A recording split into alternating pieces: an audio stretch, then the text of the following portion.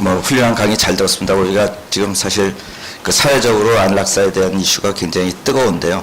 예, 일부 분들은 벌써 스위스 가서 계약하고 왔다는 분까지도 주변에서 그런 얘기를 하는 분도 계시더라고요. 근데 지금 현재 아까 치매가 그죠? 치매를 그 치매도는 정도의 그 사실 가장 그 집에서 고통을 많이 받는 건데 요즘 최근엔 그래도 다행히 노인요양보험에서 우리 그런 요양병원이든가 이런 게 보내기도 합니다만 집안에서 가장 고통받는 게 또 치매일 수도 있는데 사실 치매가 어떤 면에서는 환자 본인이 결정 못하지만 주변에서는 고통을 받고 근데 그런 거에 대해서 지금 기준이라든가 지금 여기에 단어는 올라가 있는데 어떻게 그런 거에 대해서 보고 계시는지 그거하고 또 하나 우리가 지금 일단 식물인간이 되었을 때 그리고 우리가 뭐 장기 이식을 하지 않습니까? 그러면 그거에 대해서는 기준은 또 어떻게 되는지 그런 거에 대해서 한번 묻고 싶습니다. 그러니까 이제 지금 두 번째 지금 이제 장기 이식에 대해서는 우리나라에서 소위 말하는 뇌파 검사를 해서 그게 안 보일 때를 뇌사라고 하는데 이제 뇌사자에 대해서만 장기 이식을 전제로 한 경우에만 뇌사를 인정하고 있습니다.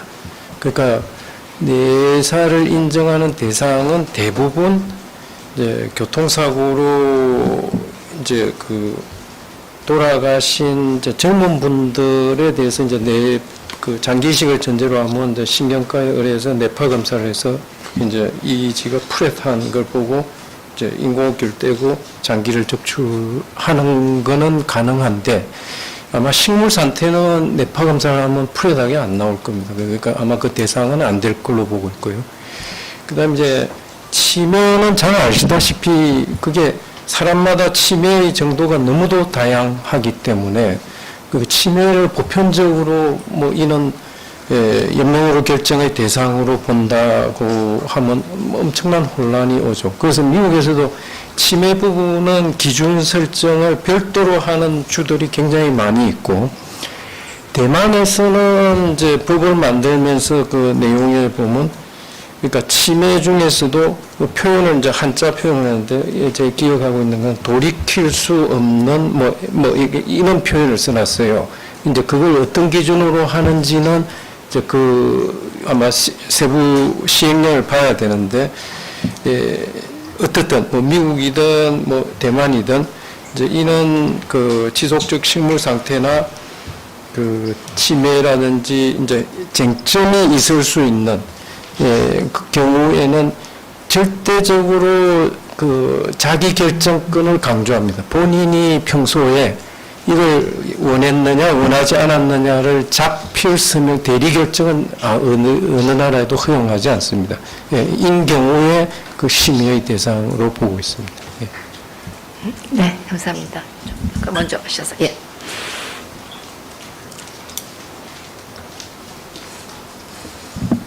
예, 강릉의 뉴스 김성호 기자입니다.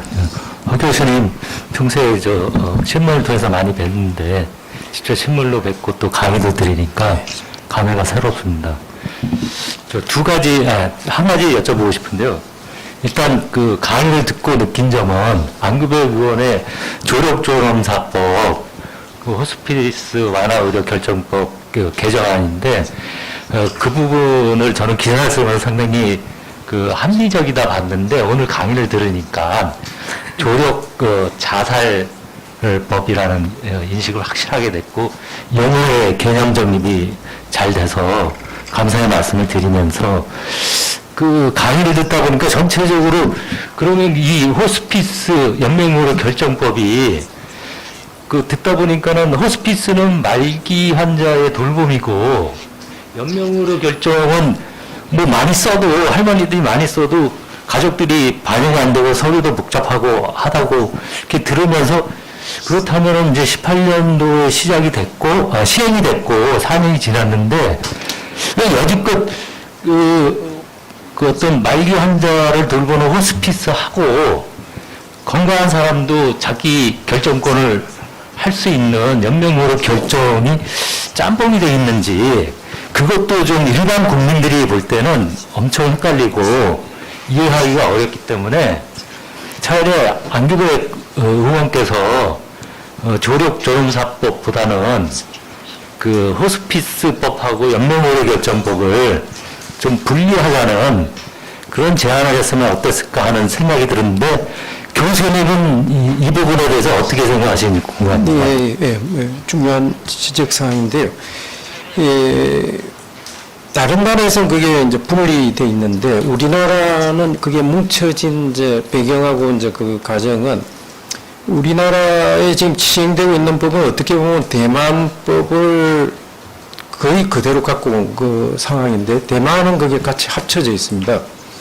근데 이제 그게 힘을 받았던 거는 이제 그때 연명으로 결정을 그 이제 중환자실에서 인공호흡기 다는 거를 안 하면 뭔가를 해줘야 될 거 아니냐. 이제 그 대안으로 호스피스를 해준다는 이제 그 어떤 선언적인 의미가 한 법에 양쪽에서 다 그때 이제 카톨릭이나 이런 데서 호스피스 완화 쪽 입법을 해달라고 입법 제안을 하고 그 다음에 연명으로 결정에 대한 것도 여러 국회의원들이 그때 제안을 했는데 그게 이제 통합 심의를 해서 그 법으로 만드는 과정에서 그게 뭉쳐진 거거든요. 근데 결국은 이제 그게 이제 현장에서 보면 연명으로 결정을 임종기에 하지 않고 말기에 하면 그 모순들이 많이 해결이 됩니다. 그러니까 보통 이제 암 환자를 대상으로 하면 두서너 달 전에 이제 해생 가능성이 더 이상 반응하지 않는다는 걸 우리가 이제 대부분 판정하는데 그때 인공호흡기 달로 중환자실 갈지 호스피스로 갈지를 결정하게끔 법이 도와주면 되는데 그게 지금은 판단 시점이 다르거든요.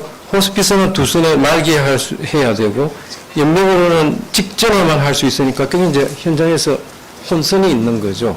그러니까 우선 그걸 시정하시려면 시정하기 위해서는 그 임종기라는 걸 없애야 돼요. 어느 나라에도 임종기를 가지고 뭘 판단하는 그 두 개가 합치지면 그 지금 지적하신 많은 혼선이 해소될 거고 생각합니다. 네, 감사합니다.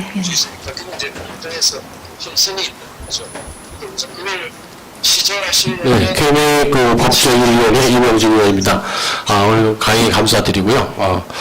오늘 이런 그 자리를 마련한 그 목적이 우리 위원장님께서 말씀하셨지만 이런 용어에 대해서 통일된 게 없습니다. 특별히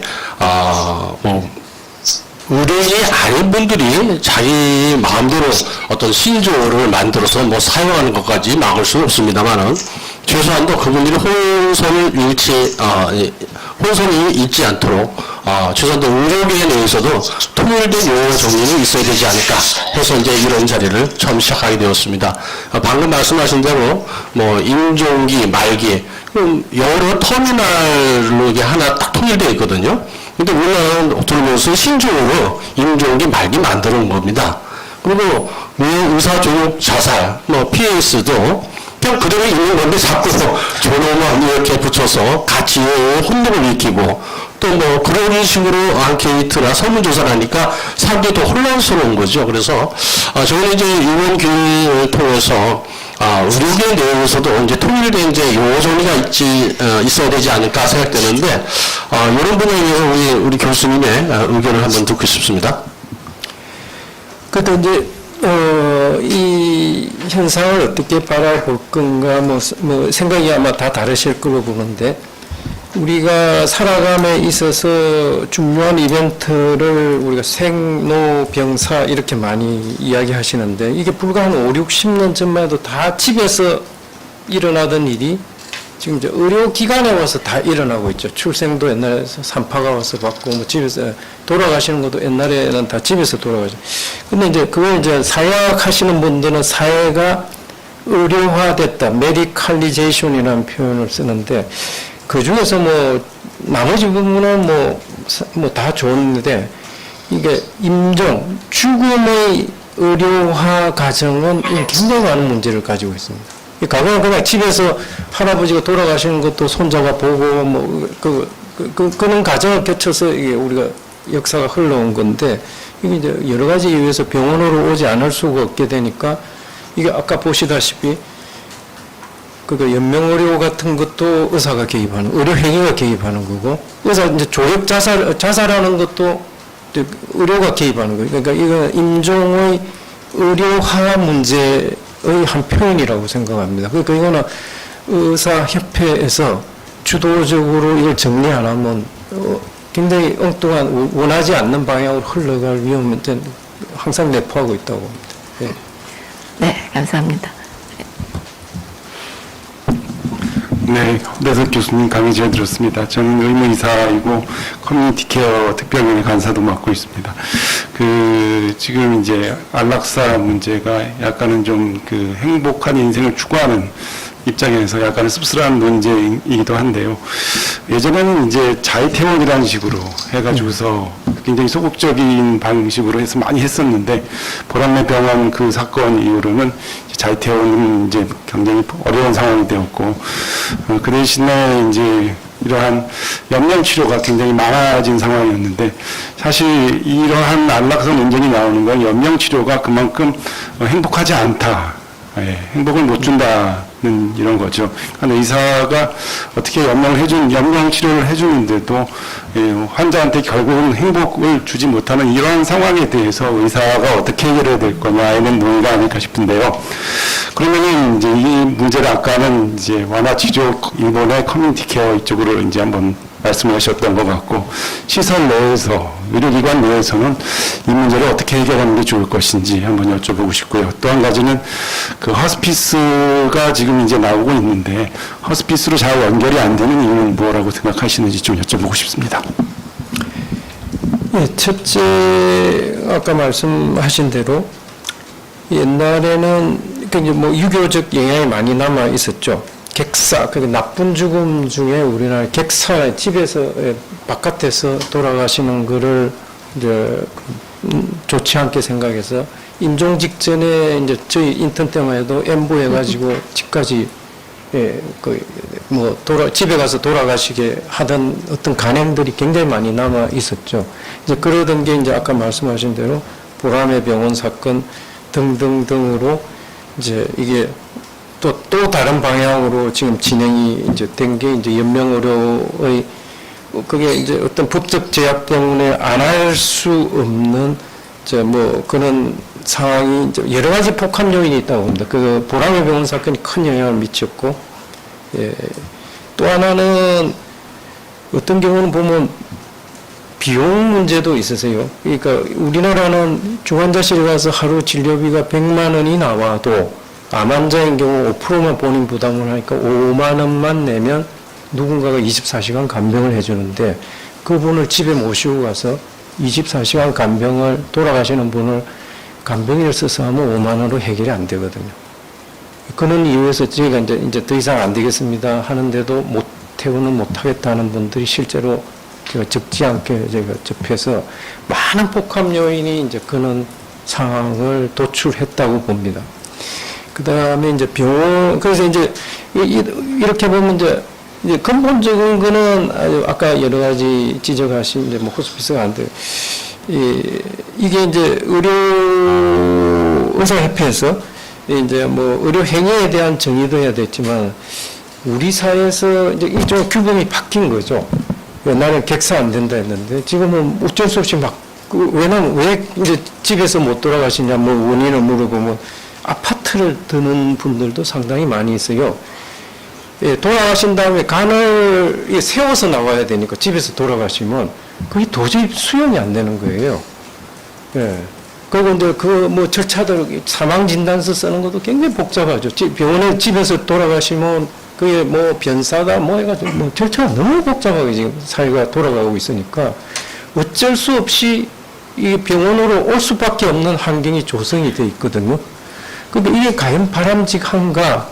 근데 이제 근본적으로는 이제 의료 행위에 대한 거를 이제 의사협회에서 이제 사회의 가치적 관점에서 어떤 게 아까 말씀드린 대로 바람직한 좋은 죽음인가, 이 지금 변화된 환경에서 이제 그런 데 대한 좀